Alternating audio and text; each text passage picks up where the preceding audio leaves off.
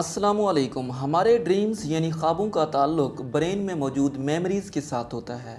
यानी जो चीज़ें हमने देखी होती हैं, सुनी होती हैं, बोली होती हैं, टच या फील की होती हैं, वो सब हमारे ब्रेन में मेमोरी की शक्ल में स्टोर होती हैं और इन्हीं मेमोरीज़ से स्लीप यानी नींद में ड्रीम्स जन्म लेते हैं।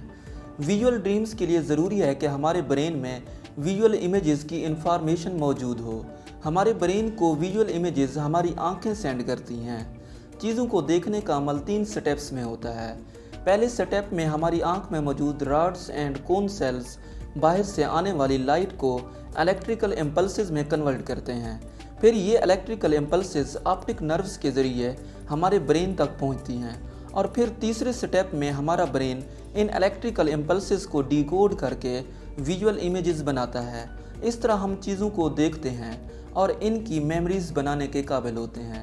इन तीनों स्टेप्स में से अगर किसी एक स्टेप में भी ख़राबी आ जाए तो हम चीज़ों को सही तरह देख नहीं पाएंगे। अंधे लोगों में ज़्यादातर आँखों में कोई मसला होता है जिसकी वजह से लाइट इलेक्ट्रिकल इम्पल्सेस में कन्वर्ट होकर ब्रेन तक नहीं पहुंच पाती।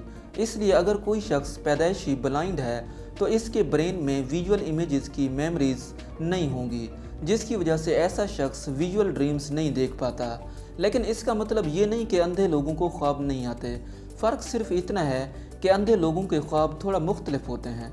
यानी वो ख्वाब में आवाज़ें सुनते हैं, चीज़ों को टेस्ट कर सकते हैं, स्मेल कर सकते हैं और टच सेंसेशन फील कर सकते हैं।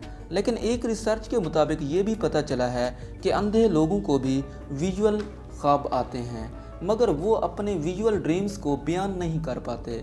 ऐसा इसलिए होता है कि उन्होंने कभी विजुअल ड्रीम्स देखने के लिए विजुअल इमेजेस को देखा ही नहीं होता, जिससे वो अपने ख्वाब को रिलेट कर सकें।